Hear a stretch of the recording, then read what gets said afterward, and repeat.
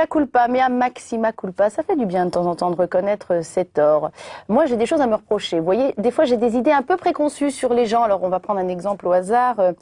Tenez, cet animateur de radio et de télévision, Vincent Perrault, vous voyez, le garçon, gendre idéal, gentil, un peu lisse parfois, me disais-je, avant de lire un livre qu'il a sorti il y a peu de temps, Vincent Perrault, moi, gendre idéal, une question à laquelle nous allons essayer de répondre avec lui, puisqu'il a accepté de venir dans notre émission, dans VIP. Merci beaucoup, Vincent. Bonjour. Bonjour, un peu surpris par l'invitation.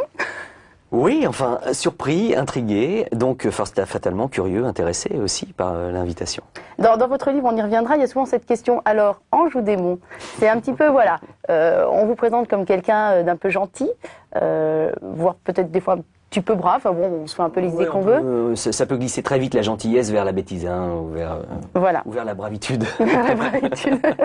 Et vous voulez montrer, vous êtes un tout petit peu plus complexe que l'idée et que l'image que les médias donnent de vous, et forcément. Écoutez, je ne sais pas si j'ai voulu montrer quoi que ce soit, mais en tout cas, je me suis dit que quitte à m'adonner à cet exercice un peu particulier des souvenirs, de ce qu'on peut appeler l'autobiographie, parce que je tiens quand même à vous dire que je n'ai pas voulu cet exercice. On m'a convaincu, et j'ai été convaincu par différents arguments que ça pouvait être une bonne idée à l'âge que j'ai, c'est-à-dire 40 ans, après un petit peu plus de 20 ans de métier, de rencontres, d'expériences, que c'était finalement peut-être pas une mauvaise idée que de raconter des choses fortes qui me sont arrivées, etc. Voilà. Donc à partir du moment où j'ai fait ça, je me suis lancé dans l'exercice, mais je me suis pas dit, ça serait quand même bien qu'on me voie autrement, avec cette espèce de frustration de ne pas être perçu comme celui que je suis ou que je ne suis pas.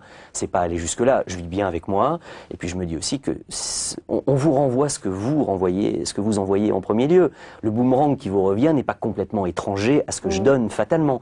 C'est juste qu'il n'y a peut-être pas que ça, il y a peut-être d'autres aspects qu'on ne connaît pas, dont on ne parle pas, parce que voilà, parce que le métier est comme ça, et quitte à le faire, autant aller peut-être un peu plus vers ça que vers ce qu'on connaît déjà. Voilà. Alors justement, moi, qu'est-ce que je savais de vous? Je vous avais vu dans les émissions C'est pas juste. Non mais c'est ça, je vous avais vu dans les émissions C'est pas juste, dans 40 degrés à Londres, qui est quand même une émission sur France 3 qui a marqué, qui a duré plusieurs années. Ah oui, 7 ans quand même. Ouais. Après, je vous ai vu faire ce qu'on appelle des one-shots en télévision, c'est-à-dire des émissions qui n'existent qu'une fois, des gros directs, des émissions, voilà. Mais jamais je n'avais entendu parler de votre passion pour le cinéma. Pourtant, vous avez fait... D'ailleurs, vous vouliez être réalisateur, petit, et pas du tout animateur télé ou radio. Donc voilà, vous avez bien fait de le faire. Mais parlons déjà de ce qu'on sait de vous.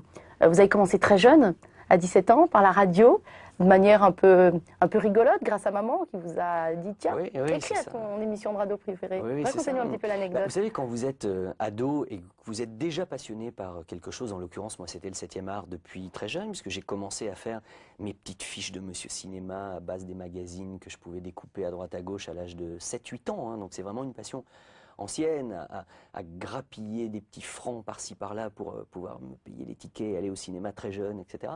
Donc quand c'est une passion vraiment authentique, sincère, on écoute tout ce qui se passe à la radio, à la télévision sur le sujet, et j'habitais Limoges à ce moment-là, après le décès de mon père, avec ma mère.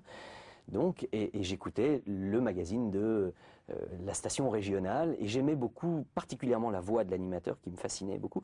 Et puis j'aimais ce débat où les gens parlaient sur les films, et je trouvais pas très juste qu'il n'y ait jamais la voix de la jeunesse, alors que déjà à ce moment-là, 80% des gens qui allaient au cinéma étaient quand même entre 15 et 25 ans. Et donc, je me dis, c'est pas très juste, et puis il me dit, mais écris-leur, dis-leur que c'est pas juste, et puis voilà. Je lui dis, mais non, ça sert à rien, qu'est-ce que tu veux qu'il se passe? Puis de toute façon, moi, faire de la radio, moi, collégien à 16 ans, inaccessible. Finalement, elle m'a fait un petit brouillon, j'ai trouvé ça sympa, je l'ai mis avec mes mots à moi et tout ça. J'ai écrit cette lettre, sans rien en attendre.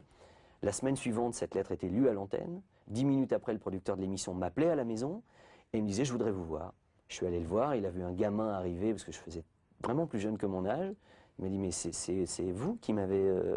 Oui, ah bon, d'accord. Et ça a été le début d'une aventure insensée qui peut-être m'a amené jusqu'à vous aujourd'hui. D'ailleurs, inaccessible, c'est un mot qui est intéressant dans votre bouche, parce que souvent, nos rêves paraissent inaccessibles et vous donnez les moyens d'y arriver. Donc après, vous êtes monté, vous avez fait différentes émissions, vous êtes passé à la télé quand l'ORTF est devenu aussi télévisé, avec les toutes premières caméras, enfin, toutes premières caméras peut-être pas, mais en tout cas en région. Vous êtes passé au national, etc. Et puis vous avez rencontré vos stars, vous avez rencontré vos idoles, que ce soit Liza Minnelli, Michel Polnareff, Johnny Hallyday. On a l'impression qu'inaccessible, c'est pas Vincent Perrault, quoi. C'est pas dans votre J'ai vocabulaire. envie de dire impossible, pas pour moi. Voilà. Alors ça peut sembler un peu présomptueux de dire ça comme ça, mais c'est une formule, c'est toujours un peu violent. Mais c'est vrai que je suis pas d'un tempérament à attendre que les choses que j'espère m'arrivent comme ça. J'allais dire par l'opération du Saint-Esprit.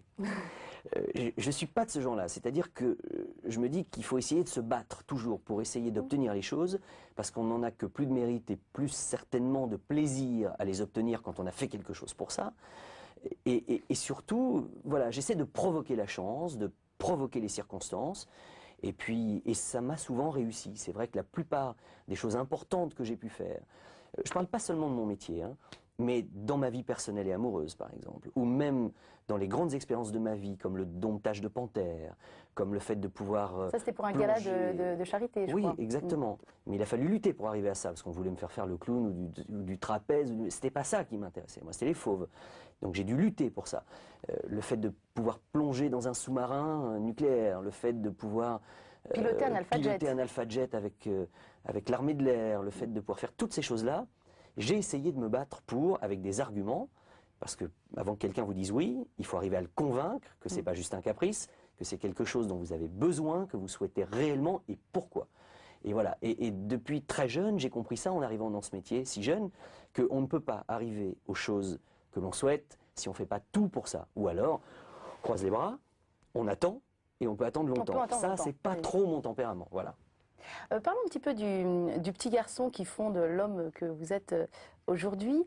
Comment qualifieriez-vous ce petit garçon que vous étiez, le petit Vincent Perrault à Limoges? C'est-à-dire que juste avant Limoges, il m'est arrivé la pire des choses, Voilà. c'est-à-dire de perdre mon père à l'âge de 10-11 ans. Alors j'allais dire que c'est la pire qui a généré peut-être aussi des choses qui m'auraient probablement emmené vers d'autres directions si ça n'était pas arrivé. Donc avant j'étais une espèce de petit casse-cou brise-fer avec une petite gueule d'ange, pour être clair. Déjà. Celui dont on ne pouvait pas croire que c'est lui qui faisait les bêtises. Vous voyez, on accusait forcément le petit copain, parce que moi c'était pas possible.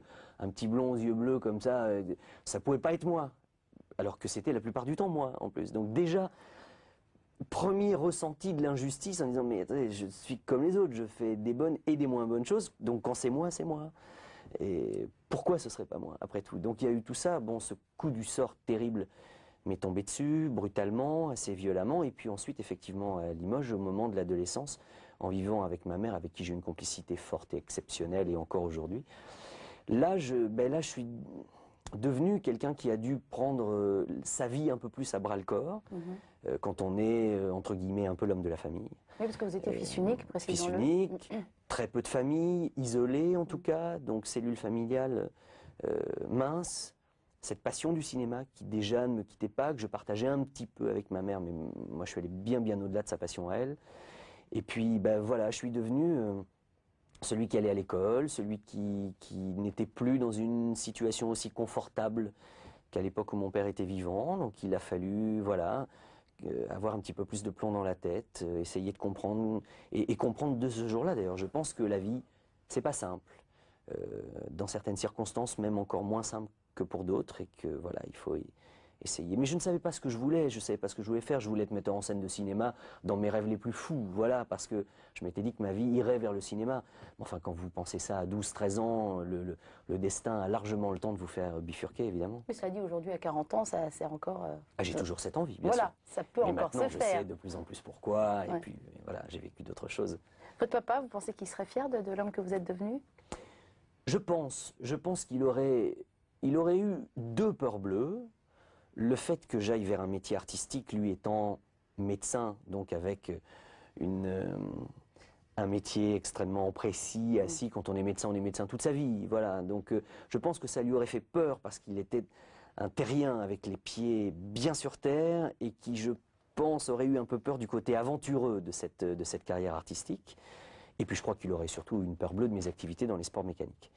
Mais bon, je pense qu'il aurait été fier, peut-être pour une raison, simplement parce que là encore, je lui aurais prouvé qu'il avait peut-être des raisons d'être fier, parce que c'était pas une lubie, et puis parce que j'arrivais à quelque chose de cohérent dans cette voie que j'ai choisie. Et je pense qu'il aurait respecté ça. C'est quand même lui qui, quand il vous emmenait en vacances entre hommes, on va dire, Oui. en tête-à-tête. C'est pas arrivé longtemps, mais j'ai savouré les quelques moments où c'est arrivé, oui. En tout cas, c'est quelque chose qui est un souvenir qui vous marque de lui, qui vous disait, tu vois, quand on est connu, enfin je sais pas exactement les mots qu'il a pu emprunter, mais quand on est connu, on a accès à plus de choses. Et ça, c'est Oui, quelque c'est chose vrai. qui vous a un peu guidé. C'est vrai, parce qu'il était maire d'une petite commune, il était le médecin un peu fétiche, le médecin de la région, voilà, l'enfant du pays, donc Une il célébrité bénéficiait là-bas. d'une... Oui, effectivement, on peut dire ça. C'est Confolens, hein, c'est ça. Confolens, c'est ça, du côté d'Angoulême, par là-bas. Et il bénéficiait de ça, et donc il avait le côté enfant du pays, et puis le côté maire de la ville, où vous savez, on a toujours quelque chose à demander, une faveur, un truc, donc on lui faisait beaucoup de courbettes, et j'avais un peu remarqué ça dans ma prime jeunesse, et j'en avais parlé avec lui, et lui me disait, tu sais, il faut faire très très attention à tout ça, ne pas écouter les flatteurs, voilà, il faut effectivement, comme vous l'avez très très bien dit, essayer d'être au-delà de ça, et j'avais un peu... Mais en revanche, c'est vrai que la notoriété, vous l'avez dit aussi, peut donner accès à des choses auxquelles n'ont pas forcément accès le commun des mortels. Et si on est malin, on peut en profiter et s'enrichir personnellement à travers ce genre de choses. Je ne l'ai pas retenu sur le moment, à l'âge de 10 ans. Je l'ai simplement, je crois, enregistré et je m'en suis souvenu de ça au moment où ça a pu se présenter à moi. Où votre Et c'est notoriété a devenu, commencé à s'établir. voilà, où j'ai retrouvé des choses. On vient vous demander des trucs, tout d'un coup on s'intéresse à vous, tout d'un coup vous êtes là, les autres n'existent plus, ce qui est terrifiant et idiot et injuste. Et j'ai dit, mais il avait raison, et ça me rappelait les moments où je l'accompagnais à la mairie ou chez les malades pendant qu'il faisait ses visites. Je revoyais ces atmosphères-là. J'ai dit, mais tiens, c'est marrant, c'est un peu ce qui se passe pour moi aujourd'hui. Souvenons-nous de l'époque où il me disait d'être vigilant par rapport à ces traitements de faveur qui ne reposent pas sur grand-chose finalement. Ça vous a donné un regard assez amusé et décalé sur la notoriété en tout cas. Oui, ça m'a surtout permis de ne pas me laisser impressionner par ça. Voilà. Quelle éducation religieuse avez-vous reçue? C'est un grand sujet, ça. Oui. Je n'en ai pas eu, ou du moins pas très longtemps, parce que, alors, pour vous situer, petite famille, côté paternel très catholique, une grand-mère extrêmement pratiquante, chez qui j'allais souvent les week-ends ou les mercredis après-midi, etc. Et les week-ends, je l'accompagnais à la messe de temps en temps. J'étais jeune quand même, vers l'âge de 6-7 ans. Et je ne saurais absolument pas vous expliquer pourquoi, mais je n'étais pas touché par ce que je voyais, par ce que je ressentais et par ce qu'on m'expliquait. Arrive là-dessus, donc j'y allais un peu contraint forcé, mais j'y allais. Arrive l'éducation religieuse, le catéchisme, etc. Ou alors là, c'est même pas que j'étais pas touché, c'est que là je m'ennuyais, je ne me sentais pas concerné du tout par tout ce qui se passait.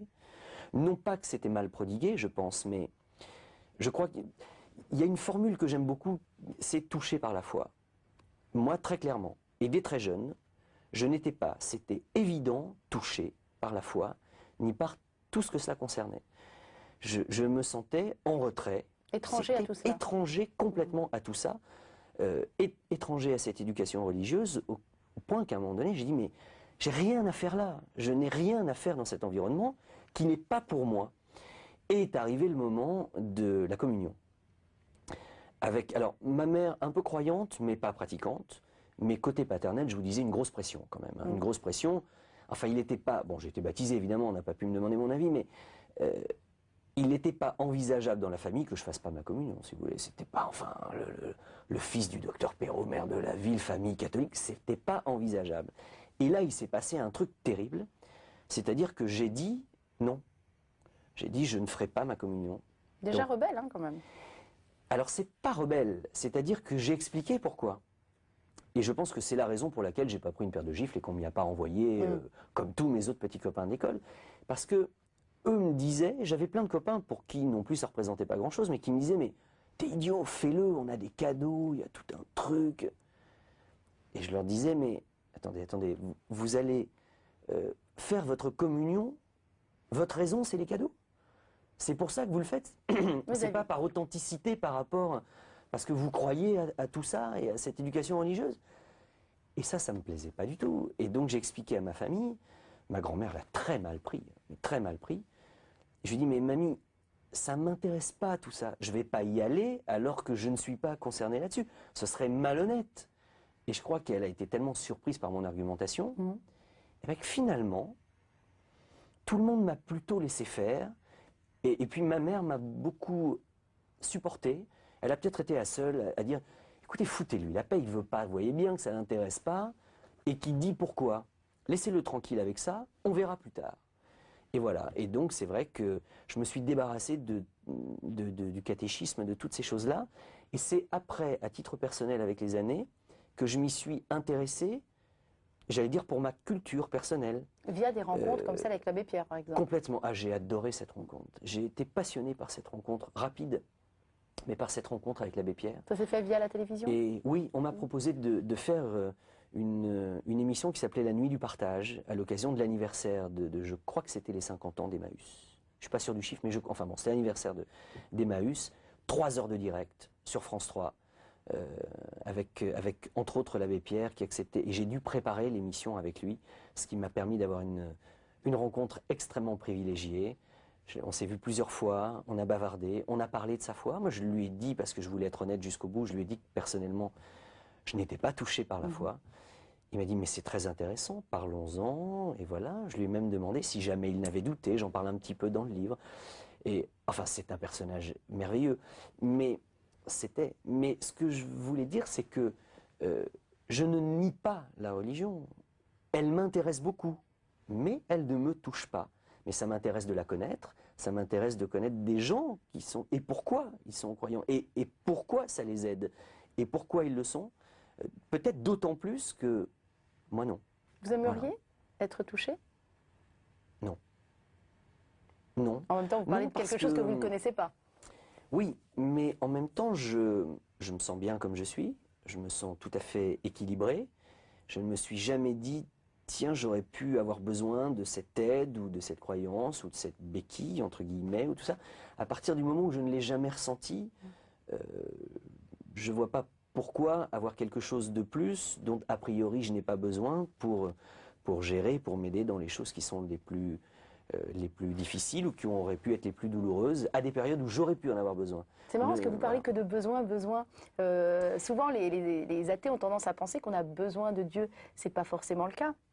Peut-être, mais justement, je crois que là, à un moment donné, j'arrive à ma limite par rapport à tout ça, qui fait que je ne peux pas véritablement comprendre, même si ça m'intéresse, la psychologie d'un croyant, pratiquant, à partir du moment où je me sens si éloigné de tout ça. J'essaie de m'y intéresser, ça m'intéresse d'en parler, souvent, mais il y a un moment donné où je me trouve fatalement très limité par rapport à ce discours.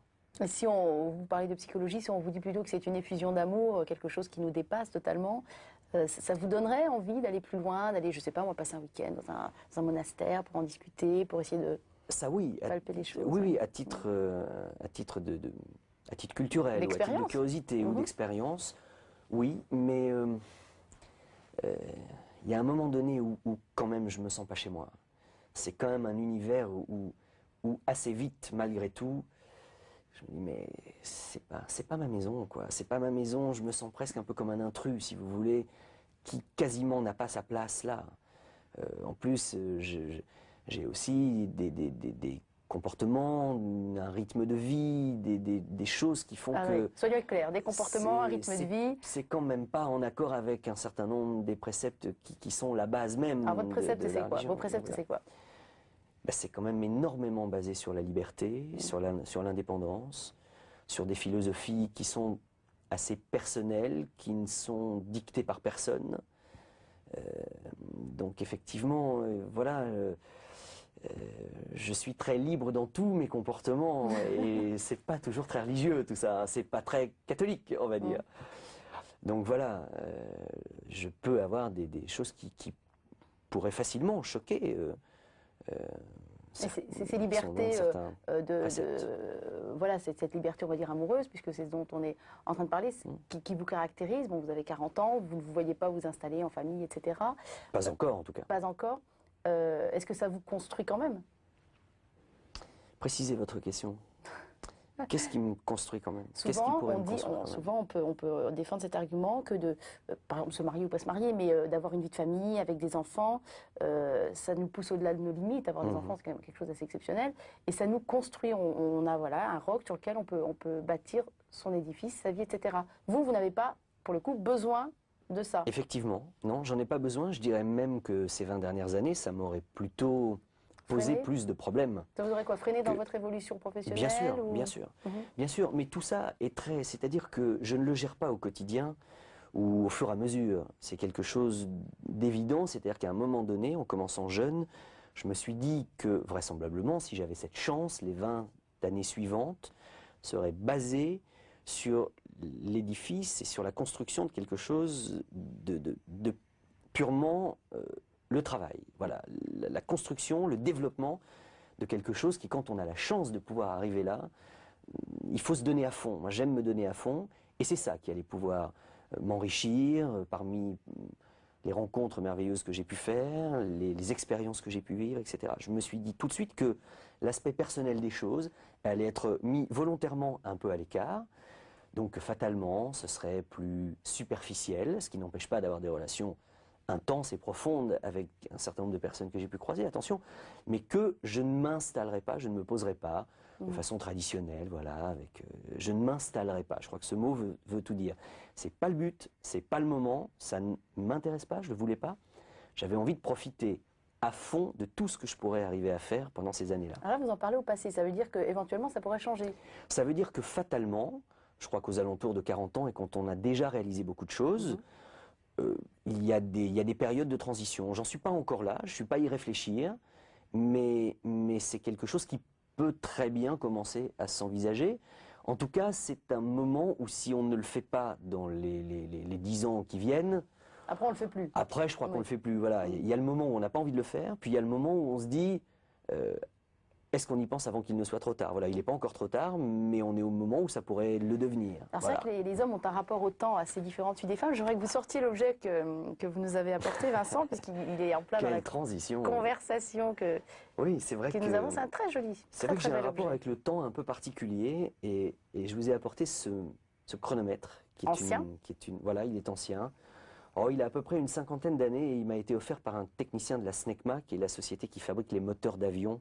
C'est une société nationale très ancienne qui fabrique les moteurs d'avion pour les avions de chasse, de l'armée de l'air, etc. Et puis, un jour, quelques minutes avant une de mes tentatives de record, il y a quelques années, un technicien de la SNECMA que je connaissais m'a dit, écoute, ça c'est un vieux chrono, il en a vu celui-ci, il a fait des essais en vol, il a vécu, et je te le donne, mets-le dans la poche de ta combinaison. Il va te porter bonheur. Alors je ne crois pas trop à tout ça, au porte-bonheur, je ne suis pas très fétichiste, mais je crois à cet homme qui me l'a donné avec tellement de cœur, qui avait tellement envie d'être avec moi dans cette expérience, qu'à travers ce chrono, il était avec moi. Et curieusement, alors que spontanément j'aurais plutôt dit non, non, merci, garde-le, t'inquiète pas, j'ai pas besoin, merci. J'ai eu envie de le prendre, je l'ai mis dans ma poche.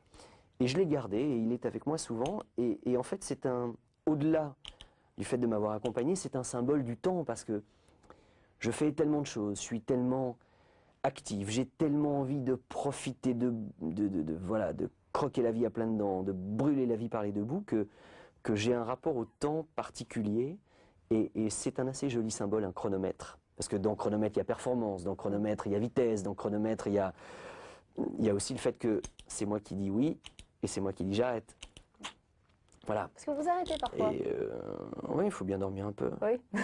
Pas Et- trop, juste un peu. Juste un peu, juste ce dont on a besoin, quoi. Mais bon, voilà, c'est un objet que j'aime beaucoup, symboliquement, et puis il me rappelle voilà, ce premier record du monde important, et aussi le fait, je me souviens des yeux de cet homme qui me l'a donné. Et je l'ai presque plus au départ pris pour ça, accepté en tout cas pour ça. En tout cas, c'est un bel objet. Je vous remercie Ah ouais. de nous l'avoir amené pour toute aussi la symbolique et la charge émotionnelle. Oui, qui- oui, il est estampillé. Là, ça peut pas contient. se voir parce que c'est très très mince, mais il est estampillé SNECMA, D'accord. Société nationale de construction des moteurs d'aviation. Alors avant qu'on en vienne effectivement à votre autre passion enfin, votre passion pour les dragsters et la vitesse, etc. Je voudrais juste savoir à quoi ça ressemble une journée de Vincent Perrault. Juste pour me rendre compte. C'est chaud, hein, c'est Vous avez intense. vu, j'imagine. C'est intense, mais surtout, ce qui est bien, c'est que ça ne... Je peux pas vous donner une journée type. Non. Une journée ne Oui. ressemble jamais à une autre, parce que comme je suis curieux des choses et que j'aime m'investir dans quelque chose qui m'intéresse, donc j'y vais un peu à fond, un peu en quatrième vitesse, aussi bien dans le domaine de la radio, dans le domaine de la télévision, que l'écriture, qui est une passion. Quand on est sans arrêt entouré de gens, on a un besoin absolu par le moment de s'isoler complètement, et l'écriture me permet ça. Et ce livre Alors, est le quand vous dites 5e. écriture, bien sûr, il y a ce livre qui parle de vous. Oui. Il y a d'autres écritures, il y a d'autres livres. J'allais dire, il y a surtout d'autres livres. Ça, c'est un exercice amusant, sympa, j'ai pris du plaisir à le faire, ça a le mérite d'exister, j'ai pu dire des choses qui me tenaient à cœur, très bien. Mais je suis beaucoup plus proche de mes livres sur le cinéma, de mes livres sur la musique de film, de biographie de compositeurs. Ça, c'est un travail curieusement beaucoup plus personnel pour moi quand j'écris sur les autres que quand j'écris sur moi. Et qu'est-ce que ça vous apprend, ce travail sur les musiques de films? Vous avez fait un travail fourni, hein. On peut dire que vous êtes une des pointures en France, on ne le sait pas du tout, mais que voilà, vous êtes très pertinent sur tout ce qui est musique de film. C'est un petit jardin secret. Voilà. Qu'est-ce que ça vous apporte d'écrire sur ça, de fouiller les biographies des cinéastes? Aller au bout des choses, Emmanuel, c'est ça le truc. C'est aller au bout des choses. C'est-à-dire que quand vous avez une envie quasi viscérale de tout connaître sur le cinéma, je connaîtrai jamais tout, mais d'essayer de tout connaître, d'avoir tout vu, d'avoir tout lu, de collectionner les photos, de collectionner les affiches de films, de collectionner les disques de musique de film, de collectionner les rencontres, d'aller au devant des gens qui font le cinéma pour essayer de comprendre pourquoi ils le font, etc. À un moment donné, je crois que arriver à écrire un livre édité qui existe, 300 pages, qui pèse 300 grammes, et qu'on peut en plus essayer, c'est ma seule façon d'essayer de transmettre cette passion à quelqu'un d'autre, qui aimera le sujet, qui aimera ce compositeur, qui aimera l'action, puisque j'ai fait un livre là-dessus, Les Cascadeurs, ou Georges Delerue, ou le livre avec Vladimir Cosma que je suis en train de finir et qui sortira au mois d'octobre prochain, vous voyez, voilà.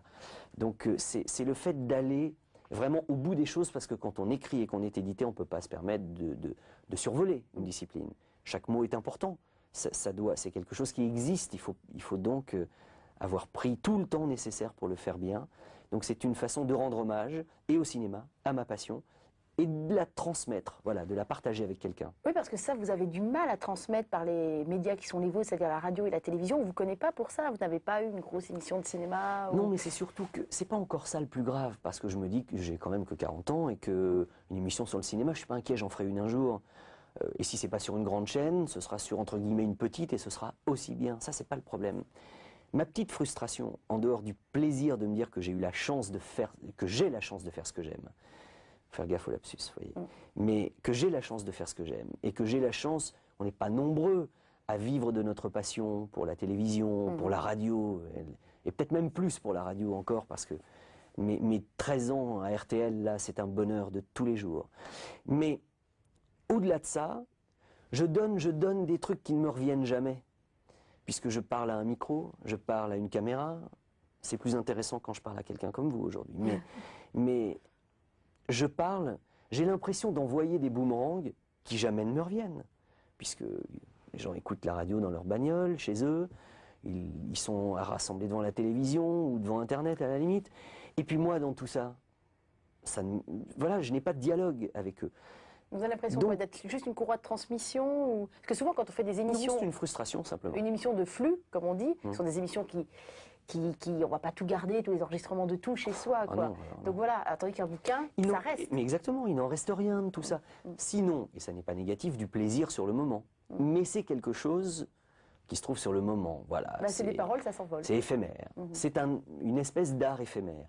Un livre, on y a travaillé des mois, voire des années. Ça existe, c'est concret, et des gens viennent vous en parler. Je reçois alors évidemment, à la radio, à la télé aussi, je reçois du courrier, envoyez-moi une photo dédicacée. Bon, c'est sympathique, mais là, on m'écrit sur mon livre. Je fais des salons du livre, j'organise des rencontres, ou même avec des journalistes. On me pose une question sur une nouvelle émission, c'est très bien.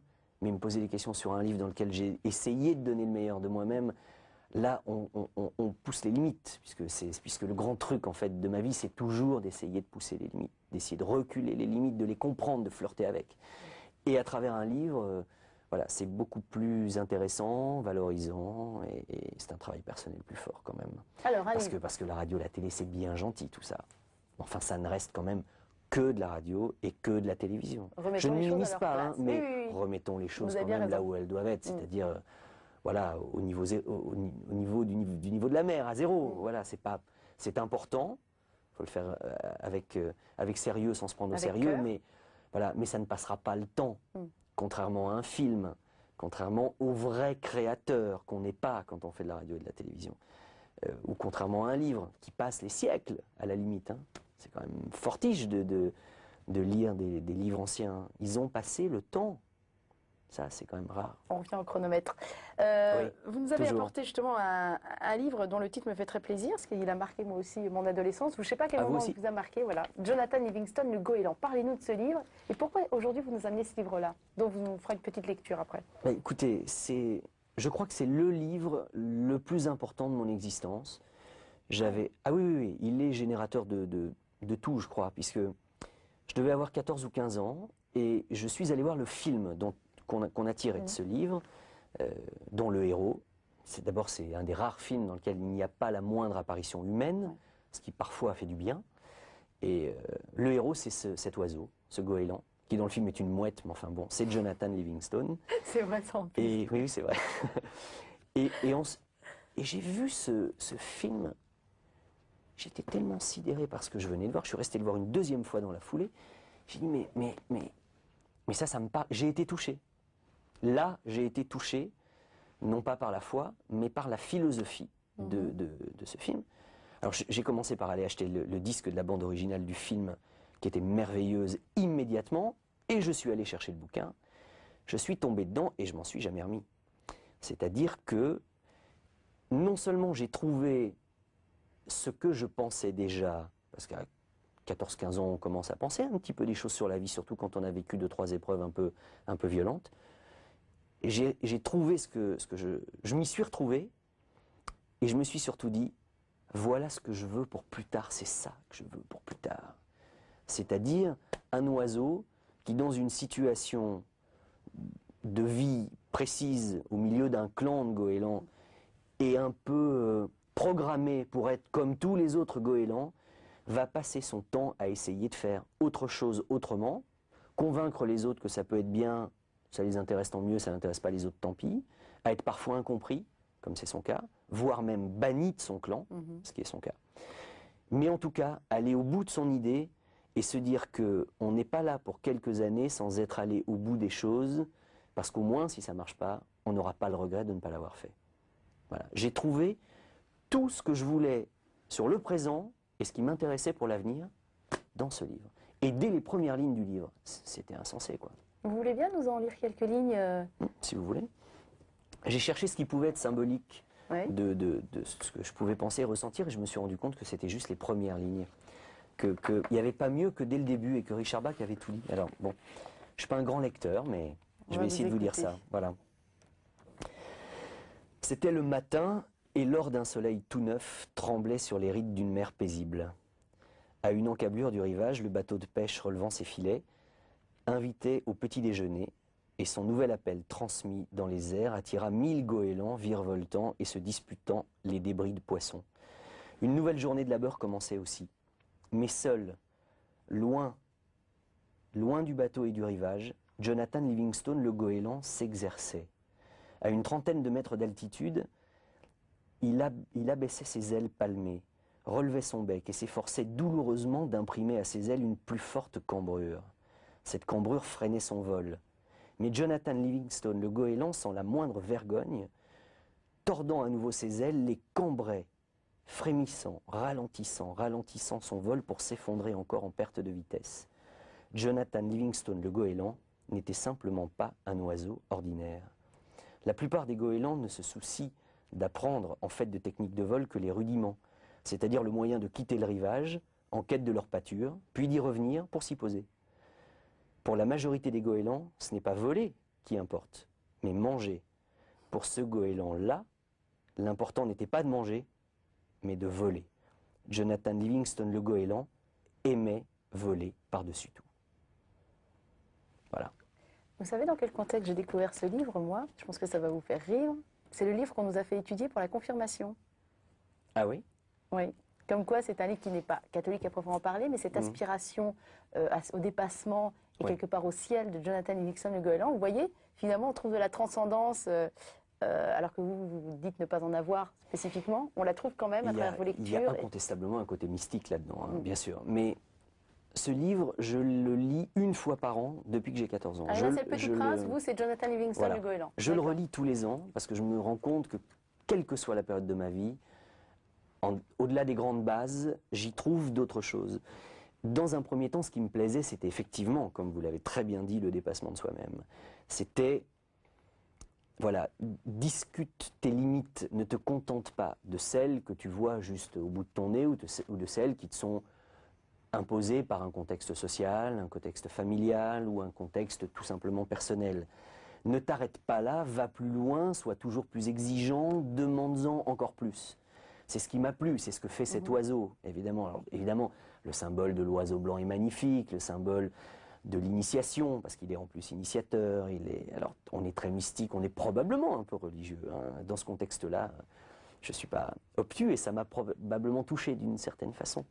Mais je me suis dit, voilà, je voudrais que ma vie, ce soit ça. Je vais essayer un peu d'aller vers ça. Alors, je ne me le suis pas dicté comme une conduite obligatoire, je ne me suis pas conditionné.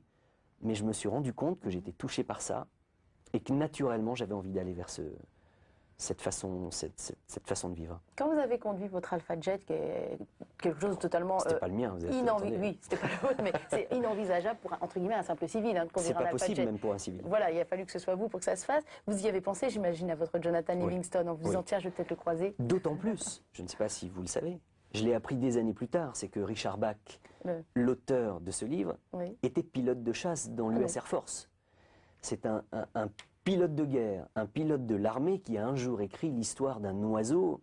Alors on peut se dire, bah oui, c'est normal. Ou alors justement au contraire, comment un aviateur, alors c'est peut-être lui cet oiseau, hein, il ne s'est jamais expliqué aussi nettement là-dessus, il est resté discret, même dans son livre suivant, Le Messier récalcitrant, mais toujours est-il que...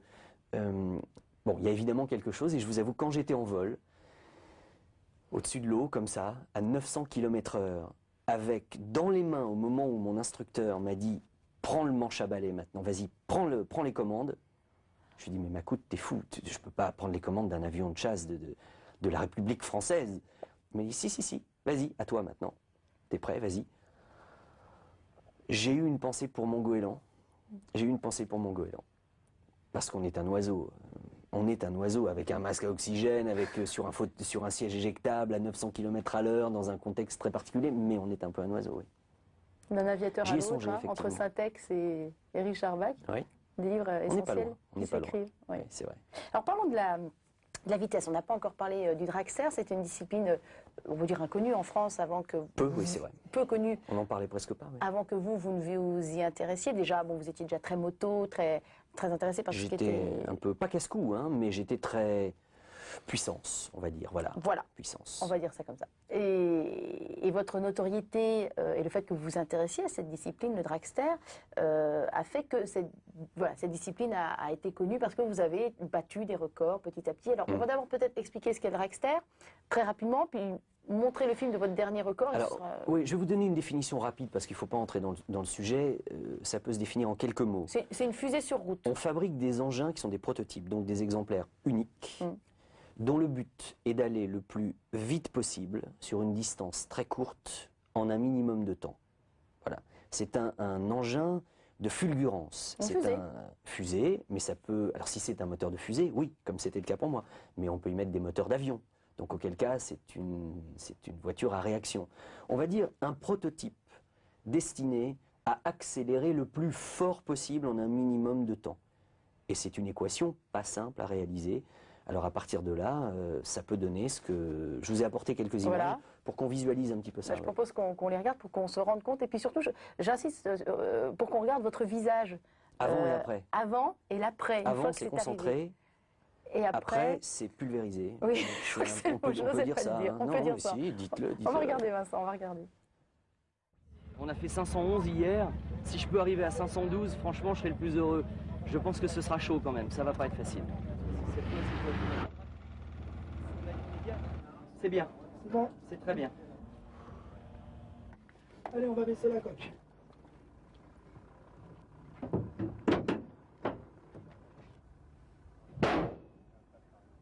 Attention, tous avec moi pour le départ. 5, 4, 3, 2, 1, go!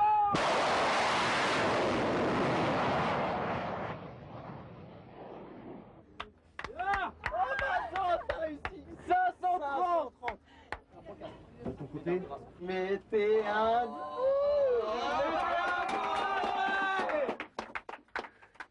bon. C'est surtout un rêve qui se réalise. C'est tellement fantastique d'avoir le luxe dans sa vie de réaliser ses rêves et d'aller jusqu'au bout. Et Alors, il faut quand même réaliser, Vincent, vous parlez de 530, c'est donc 530 km/h sur une distance de... 250 mètres. C'est très court. On a eu 250 l'impression de voir passer une mètres. fusée, c'est vraiment ça. Oui, à l'horizontale, mais Et puis, c'est ça. la notion de temps, d'un seul coup, très honnêtement, on a l'impression de voir un vieillard. Vous avez pris 20 ans d'un coup, Ouais, heureusement, c'est fou, ça va hein. revenir. Mais Ça revient on vous voit, au bout de quelques minutes. on vous voit vraiment... Vous disiez tout à l'heure un garçon un peu lisse. Moi, je me trouve plutôt fripé, là, quand même. Un peu, c'est exactement ça. Non mais c'est vrai, c'est impressionnant cette expérience. Qu'est-ce qu'on ressent exactement pendant... Ça dure combien de secondes? Là, 3 secondes, 6 dixièmes. 0, 530, 3 secondes, 6 Il a dixièmes, pulvérisé. 250 mètres. Enfin, on est dans un truc quand même très hors norme, Ouais. très extrême, très particulier, où plus aucun paramètre ne veut dire grand-chose, finalement. 250 mètres, quand c'est à cette allure-là, ça représente rien. Une vitesse pareille, les gens sont allés beaucoup plus vite sur le lac Salé en se lançant sur des kilomètres et des kilomètres. Mais 530 km/h en 3 secondes 6, C'est un record, il faut quand voilà. même dire que vous avez battu ce record. C'est un record mondial, Le oui. 10 oui. septembre 2006. Oui, c'est ça. Et vous arrêtez là, plus de record. Non, je peux pas. Pour épargner votre C'était- maman un Ça peu. faisait 10 ans que c'était un objectif. Les records précédents étaient des étapes successives pour m'en rapprocher progressivement. Là, je crois que quand on a un but, il ne faut pas chercher à vouloir faire X plus 1 sur votre but. Je l'ai eu, je l'ai obtenu. Je suis le plus heureux, c'est très bien maintenant, ou autre chose, mais pas essayer de faire 532. Je veux dire, ça serait beaucoup de risques pour pas grand-chose. Et puis surtout, mentalement, ça me poserait un problème de me dire que j'en ai jamais assez, que c'est l'escalade et que voilà. Donc, non. Et qu'est-ce que vous recherchez avec ces émotions intenses, et cette notion de risque extrêmement présente, hein, vous auriez pu mourir 1001 fois. Qu'est-ce qui vous intéresse exactement dans J'aurais cette pu recherche mourir 1001 fois, mais j'aurais pu mourir aussi enfermé dans ma cage aux fauves au cirque Arlette-Grus avec 6 panthères et avec toutes les séances d'entraînement, etc., avec des panthères qui ont leurs dents et qui avaient leurs dents et leurs griffes. Ça aurait pu très mal se passer aussi. Il y a plein de moments où dans différentes expériences, ça aurait pu mal se finir. Mais c'est simplement que je recherche un petit peu ça. C'est-à-dire que comme mon goéland, Jonathan, moi ce qui m'intéresse, c'est de connaître mes propres limites et les limites de certaines choses qui m'intéressent. Dans le domaine du domptage, dans le domaine de mon métier, parfois, il n'y a pas danger de mort. Enfin, les sièges éjectables, vous savez, on les connaît dans ces domaines-là aussi.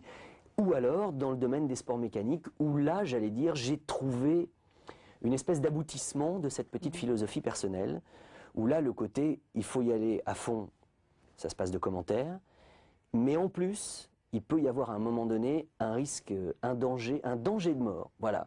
Alors moi, mon but, attention, c'est, je suis ni suicidaire, j'aime passionnément la vie, je suis très enthousiaste par rapport à tout ça, mais il y a un moment donné où on sait quand même que là, il y a une limite qui est la limite de tout. Voilà, c'est la mort. Donc, comment voir qu'est-ce que ça fait de s'en rapprocher avec le plus de méthodologie possible, le plus de sécurité possible, en sachant qu'il y a ça, j'y pense jamais, je sais juste là au fond de ma tête que voilà, c'est là, mais cherche dans tes ressources, puise dans tes ressources et dans tout ce qui t'anime pour essayer d'aller au bout de cette chose à travers un truc qui peut sembler un peu barjot. Mais vous savez, c'est pas pire que l'alpiniste qui veut atteindre le sommet de l'Himalaya, de l'Annapurna, de tout ce que vous voulez. Donc le plongeur qui veut descendre en apnée le plus longtemps possible. Oui, que plus Jacques profond. Mayol, qui n'avait pas une autre psychologie que la mienne, que Maurice Herzog, ou même qu'un pilote de Formule 1. Ça veut dire rendre intense chaque seconde, on va dire, de votre vie, puisque, a priori, pour vous, une fois que la vie s'arrête, il n'y a plus rien derrière. Effectivement. Voilà. Et la mort vous fait peur? Non. Non, je suis pas pressé. Hein. La réponse a fusé comme la voiture. Non. Non. La mort vous fait pas J'ai peur. souvent eu l'occasion d'y réfléchir. Et puis, la mort, je la côtoie depuis très longtemps. Mon père était médecin, chirurgien. Moi, ma cour de récréation, c'était l'hôpital. Quand je l'accompagnais, souvent, je restais là-bas. C'est pas je une savais ennemie. ce que c'était que l'odeur d'une salle d'opération. etc. Elle vous a pris votre père, mais ce n'est pas une ennemie, la mort. Non, ce n'est pas une ennemie. C'est pas à elle que j'en veux. Ce n'est pas une ennemie et elle ne me fait pas peur. J'ai beaucoup plus peur, comme tout le monde, j'imagine, de la maladie. La mort, j'ai beaucoup plus peur de ce qui peut me faire mourir que de la mort en elle-même. Et puis moi, j'ai une petite phrase qui me plaît comme ça, que mon Mon Pygmalion de radio et de télévision de Limoges m'a dit, alors que j'étais très jeune, il s'appelle Jean-Marie Masse, c'est un homme extrêmement sage.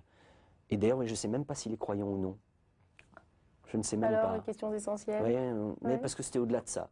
Ouais. Mais il vous a m'a- dit quoi, il alors? m'a dit un jour, quand j'ai commencé à travailler avec lui, vers 15 ans, on parlait un peu de ça, de la mort. Il m'a dit, moi, ce que j'aimerais, c'est mourir jeune, mais le plus vieux possible.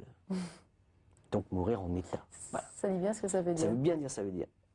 Ah, cette phrase m'a accompagné durant toute Vous mon avez des existence. devises qui vous accompagnent aussi? Non, des devises. Non, Des parce phrases que vous aimez bien. voilà, le côté devise, ça veut dire qu'il faut se tenir à un truc, et moi, je ne me tiens à rien. Je ne fais rien dont je ne me donne pas la possibilité de changer d'avis, s'il le faut, alors qu'une devise, c'est quand même un peu restrictif pour moi. Mais bon, il y a des phrases comme ça, comme celle que je viens de vous donner là, ça c'est plutôt pour la philosophie de la vie, voilà, ou professionnelle, ou en tout cas des choses qui m'intéressent, qui me font réfléchir parfois. Et puis il y a, pour moi, le sexe opposé, c'est-à-dire qu'il n'y a pas de vie sans femme, il n'y a pas de vie sans la présence, même si ça n'est pas au quotidien avec moi, puisque je vis seul, mais il n'y a pas... Enfin, les femmes sont mon deuxième moteur. J'existe par elles, elles ont été déterminantes dans tout mon parcours professionnel. C'est des femmes dont je me sens le plus proche, c'est leur compagnie que j'aime, j'ai très peu d'amis hommes. Bon, à part Michel Polnareff, Johnny Hallyday et quelques... Oui, il y en a personnes comme quelques-uns, ça. mais mon carnet d'adresse est féminin, il n'est pas masculin, enfin très peu. Puis j'évite au Ça maximum... rajoute à votre image de séducteur invétéré quand même. Oui, mais ça c'est une image. Il faut aller au-delà de ça. Enfin, vous la nourrissez là quand même, en nous disant... Je dis que j'essaie d'éviter la compagnie des hommes après 20 heures. D'accord. Autant que faire se peut, si je peux D'accord. éviter de passer une soirée avec un homme, franchement, j'aime autant. Et la devise alors, c'est? C'est une phrase de François Truffaut dans le film L'homme qui aimait les femmes. Et j'aime pas le mot séducteur parce que alors ça a un côté extrêmement présomptueux et collectionneur qui n'est pas du tout mon cas. J'aime les femmes et dans L'homme qui aimait les femmes, il a écrit et donc fait dire à Charles Denner: les jambes de femme sont des compas qui arpentent le globe terrestre en tous sens, lui donnant son réel équilibre et sa véritable harmonie. Poétique. Vrai. Probablement vrai. J'aime l'idée de ce compas, vous voyez, qui avance comme ça. Et voilà, je trouve ça très beau. Quelle est la valeur à laquelle vous attachez le plus d'importance? C'est l'authenticité. Oh oui, c'est sans aucun doute l'authenticité. C'est être authentique avec les autres et du coup honnête envers soi-même. C'est la fidélité en amitié, c'est le fait d'aller... Pourquoi vous sauriez? Non, non, parce que vous précisez bien en amitié, c'est pour ça, c'est tout. Votre regard, vous avez trahi, Ah oui. je l'avais senti, mais je voulais vous le faire dire. Non, c'est évidemment non, mais c'est une fidélité en amour aussi. C'est être honnête avec la personne avec laquelle on est dans le cadre d'une philosophie personnelle qui n'est pas toujours forcément très traditionnelle, mais bon, ne jamais mentir, en tout cas. Voilà, savoir à quoi on s'attend, et ça change tout, du tout au tout. Mais au-delà de ça, c'est vraiment, je crois que c'est l'authenticité, c'est faire les choses avec cœur, avec vérité, avec rigueur aussi, et ça, cette notion-là est peut-être ce qui me permet de me regarder, même si parfois on fait des erreurs, des maladresses. C'est ce qui me permet en tout cas de me regarder dans une glace tous les matins sans avoir trop honte. C'est l'authenticité des choses. Je pense que c'est moins grave de faire une erreur, même importante, si on l'a faite authentiquement. Quitte à se tromper, il faut se tromper jusqu'au bout, à la limite. Et avec précision, mais pas dans le doute de se demander si ou en ayant calculé quelque chose. Non, non, j'y vais, puis après je vois ce que ça donne. Je me suis planté, dommage, tant pis. Et puis après, ça permet d'être plus constructif, de réparer et de recommencer. Si vous voulez, je veux choquer personne en disant ça, mais je ne suis pas tellement du genre à tendre la deuxième joue. Vous voyez ce que je veux dire? Voilà. Une baffe une fois, ça me suffit. Je vais en tirer parti, essayer de faire en sorte que ça ne se reproduise pas. Et il faut que ça m'aide, mais pas la deuxième, non. On va terminer par quelques petites questions qui partent un peu dans tous les sens pour terminer l'émission. Quel est le plus beau compliment que l'on vous ait fait? À titre personnel ou professionnel, au choix? Le plus beau compliment qu'on m'ait fait, ça a été de me dire un jour merci d'avoir été là. C'est pas l'événement, c'est pas un événement personnel très fort, mais à partir du moment où un jour ma présence a été quelque chose de fondamental ou de vital pour quelqu'un, c'est le plus beau compliment. Merci d'avoir été là à ce moment-là. Quelle est votre vue préférée? Ma vue, Le panorama mon point de vue, ouais, le panorama que vous préférez? ça se trouve, il y a plein de choses et puis bon, mais il y en a un qui se trouve dans un petit village des Alpes-Maritimes qui s'appelle Cabris, très très très en hauteur, où on a une vue qui va quasiment, les jours où le temps est très très dégagé, on peut presque apercevoir la Corse jusqu'au Var. C'est une des vues les plus magiques que je connaisse et j'y vais très souvent. Je prends ma moto, un truc tout ça et je vais jeter un petit coup d'œil, je regarde et je me dis que c'est sublime. Mais virtuellement, pour moi, la vue la plus belle, c'est la Terre vue du ciel. C'est la Terre vue de l'espace. J'en ai beaucoup parlé avec divers amis, astronautes, spationautes. Patrick Baudry est venu dans cette émission? Vous Non. connaissez peut-être? C'est un ami très cher. Et je l'ai questionné, Patrick. Et puis on a des philosophies personnelles. Et c'est quelqu'un que j'aime beaucoup, beaucoup. Donc ma plus belle vue serait... Mais là, il y a de l'inaccessible dans l'air. Et là j'aurais du mal à provoquer quelque chose. Qu'est-ce que vous diriez au petit Vincent Perrault si vous pouviez lui adresser un message à l'enfant que vous avez été? Continue comme ça, les choses ne font que commencer. Qu'est-ce qu'on peut vous souhaiter, Vincent, pour la suite? De rester en bonne santé. C'est la seule chose, parce que le reste, je l'ai à peu près en moi, je crois. J'ai à peu près les... J'ai un peu de chance aussi. J'en ai eu souvent. Il en faut dans ce métier. Ah, il en faut. Il en faut, mais il en faut dans sa vie. D'une manière générale. D'une manière générale, il en faut. Même si on peut la provoquer aussi, il en faut quand même un tout petit peu. Mais je crois que j'ai en moi les ressources, j'ai mon carburant. J'ai en moi les ressources qui me permettent d'avancer là où j'ai envie d'avancer et avec qui j'ai envie d'avancer. Donc ça, là-dessus, franchement, je peux vouloir, oui, ça, voilà, proposez-moi une émission de cinéma sympa bientôt, ça me fera plaisir, mais ça, je me débrouillerai pour l'avoir moi-même. J'ai pas besoin, j'ai juste besoin, le vrai moteur, c'est d'avoir sa tête et son corps au maximum opérationnel pour pouvoir jouir de tout, de la vie, jouir de la chair, jouir de tout ce qu'on nous a donné, jouir de la vie au sens le plus large, au sens le plus large du terme, c'est ça. Et pour ça, il faut être en bonne santé. Et ça, c'est quelque chose, ça, on ne le maîtrise pas. Donc, souhaitez-moi de rester en bonne santé. On va en parler au grand ordonnateur. Merci si vous beaucoup. Voulez. Je pense que vous êtes plus en contact avec lui que moi. Oh là là, ne vous y fiez pas. Merci beaucoup, Vincent Perrault, et bonne continuation alors. À bientôt, Au revoir. Emmanuel. Au revoir.